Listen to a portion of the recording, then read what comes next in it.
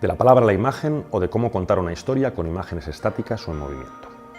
No podemos hablar de narraciones digitales sin detenernos en el uso de la imagen, estática o móvil, en la creación de historias.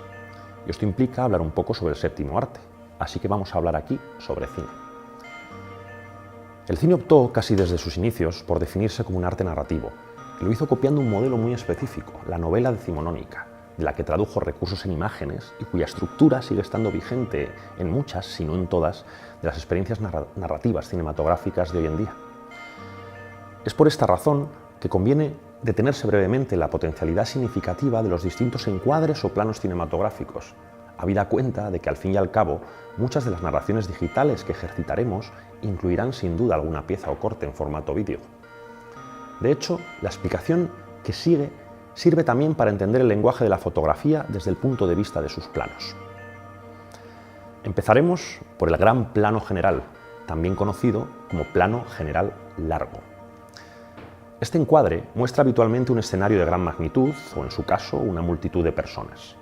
En él no es posible distinguir la individualidad de las figuras humanas, y el personaje o los personajes quedan así diluidos en el entorno. La función de este plano es esencialmente descriptiva, y es un plano que adquirirá fuerza dramática en función de sus objetivos, por ejemplo, destacando la insignificancia o pequeñez del hombre frente al medio o frente a la naturaleza. El plano general muestra con mucho detalle el contexto que rodea a un personaje o a un objeto. Su finalidad es descriptiva, como ya hemos dicho, por ejemplo, para caracterizar a un personaje dentro del entorno que tiene a su alrededor. El plano de conjunto suele emplearse para mostrar a un personaje dentro de un contexto geográfico o social concretos, relacionándolo con otros personajes o con la naturaleza. En este plano de conjunto se exponen con cierto nivel de detalle el decorado, el ambiente y la acción que se desarrolla en la escena. Su uso es predominantemente narrativo y dramático y solo secundariamente descriptivo. El plano medio muestra a un personaje encuadrado desde la cabeza hasta la cintura. Se trata de una distancia deliberada que se corresponde, más o menos, con la de una interacción personal, por lo que se suele emplear mediante la técnica del plano contra plano para definir la relación entre dos sujetos. Se utiliza mucho, por ejemplo, en escenas donde se muestra un diálogo entre dos personas, y puede ser corto, desde la cabeza hasta el busto, o largo, desde la cabeza hasta la cadera. El primer plano, por fin, enmarca al personaje únicamente desde la cabeza hasta los hombros.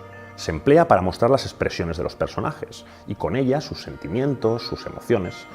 La función de este plano es hacer visibles o acentuar los detalles eliminando la relevancia del fondo. El plano de detalle suele servir como indicio o pista de los hechos que ocurrirán a continuación en una historia. Normalmente se muestra un objeto desde una perspectiva muy cercana, convirtiéndolo en el centro de atención del espectador, y a continuación se suele colocar un plano más general para que el espectador contextualice los hechos que componen la escena. El plano cenital, conocido también como el ojo de Dios, es un plano tomado desde arriba, en un ángulo de 90 grados, perpendicular al suelo. La cámara se coloca encima de los personajes, el escenario o de los objetos que constituyen el centro de la acción. Y la idea es transmitir una sensación de omnisciencia, de verlo todo. Se emplea para acentuar sensaciones de desolación, de vulnerabilidad, de angustia o de vigilancia. Y por fin llegamos al plano secuencia, que no es realmente un plano, sino una secuencia rodada sin cortes que incluye muchos planos distintos. Es sin duda el plano más difícil de rodar, pues incluye innumerables movimientos de cámara y de zooms que permiten narrar una escena en su totalidad, sin cortes o montajes, de forma que no se pierda la continuidad de la acción. Con el plano secuencia buscamos que el espectador participe de la escena y sienta que está presente, convirtiéndole en un personaje cuyos ojos se identifican con la cámara y con su movimiento.